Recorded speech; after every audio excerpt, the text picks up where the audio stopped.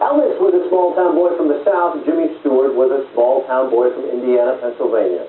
And though Stewart worked with all of Hollywood's greatest talents and dined with presidents, a big part of his enduring charm was firmly rooted in those simple values of middle America. I learned growing up in Indiana the things that I kept with me all my life. Jimmy Stewart credited his hometown of Indiana, Pennsylvania with forging his identity.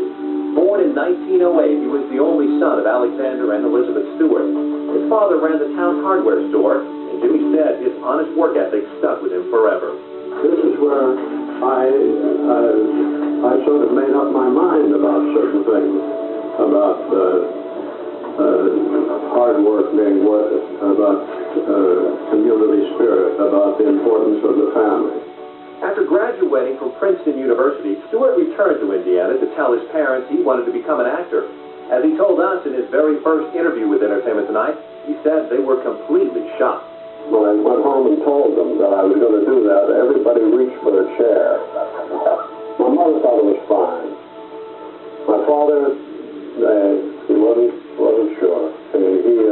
I don't think he really ever accepted it completely. And I think that's the reason he worked in his hardware store until a year before he died at 89. I think the reason he didn't retire and he kept his store going was because he knew that sooner or later things were going to flop for me out here and I'd have something to come back to. Alexander Stewart visited his son in Hollywood, and Jimmy recalled that after he won his Academy Award for the Philadelphia story, his father had a strange reaction. He said, I heard on the radio you won some kind of a prize or something. What that was? They give you a plaque or what? I said, no, it's sort of a statue. And he said, well, you better send it back and I'll put it in the window. And it was in the hardware store window for 25 years. Mr. Stewart, we'd like to give you your own very special birthday card. In 1983, Stewart returned with great fanfare to his hometown to celebrate his 75th birthday. I just can't talk fast enough to be a part of it. Many old friends were on hand that day, thrilled that Stewart hadn't really changed a bit. We have fond memories of those past years of the Stewart family, the hardware store. He was always gracious. Anybody who came, he would give him an autograph. That day, back home in Indiana, Jimmy Stewart proved he was still everyone's favorite boy next door.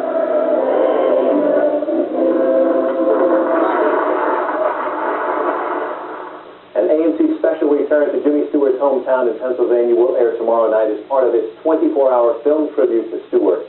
By the way, one point of particular pride for the town of Indiana, its James M. Stewart Museum showcasing memorabilia and highlights of Stewart's life and career. For the past 16 years, Entertainment Tonight has brought you news of the celebrity community. And it's been our great good fortune through those years to cross paths with Jimmy Stewart many, many times. Now Leonard Maltin joins us once again. He has compiled some highlights of our own wonderful times with Jimmy Stewart. I think it is. It's a wonderful life. I think that it's Frank, his captor's favorite too, which I never knew until he told it in his book. But I think that's my favorite. But in the early days of Hollywood, they didn't know what kind of films to put him in, or what kind of part. Certainly not the brawny hero, as he readily admitted. Was too skinny. I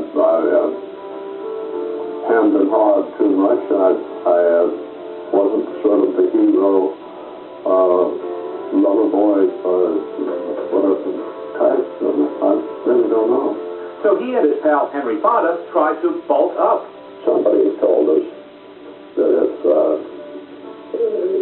what would really put weight on you, what's really good for you, is milk with a little brandy in it.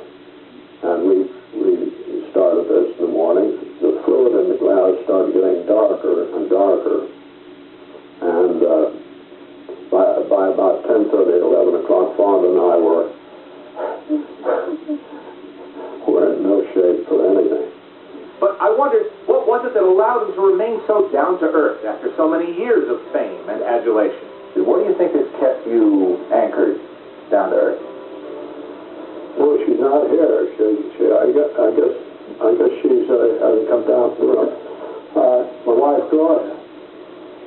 No question. That's it. How? Every way you can think of. If someone came to you tonight and said, tomorrow, I've got a great part for you, a wonderful part in a good movie, or someone came to you and said, I've got a great safari lined up for you, which one would you do? I do. I've got a great safari because Gloria would, Gloria. Because you could do it together. Yeah. A perfect balance of career and family. That's what set Jimmy Stewart apart from so many other stars. And there was something else. His attitude toward the public that loved him. I think one of the big reasons is that thing that Ted Healy told me. That the fact that you should treat your audiences as partners, because it's come to mean a great deal to me. It's come to mean the fact of the letters that I get, because I actually have come to think of them not as fans, or not as they say, I'm a fan of yours and I'm others that I come to think of them as partners, and I come to realize what tremendous good fortune I've had in my life to be able to say that I have these people as partners. And any of you who wrote a fan letter to Jimmy Stewart, got a personal answer, a personally autographed photo, know that he took that seriously. Leonard, this is probably a very unfair question, but do you have a favorite Jimmy Stewart film? Well, if I was nailed to the wall, I'd have to say It's a Wonderful Life. But you know, there's no one favorite Jimmy Stewart film, I think, in any movie fan, because he made so many. He made almost 80. And so many of them are good. So many of them are great. Great westerns, great mysteries, the Frank Capra films, the Hitchcock films, the John Ford films, the comedies, the westerns. Wow. He had a remarkable career. I have a feeling the video store shelves are going to be pretty empty this long weekend. You can count on that. Stewart movies. Thank you, Leonard. All right. Hey, don't go away.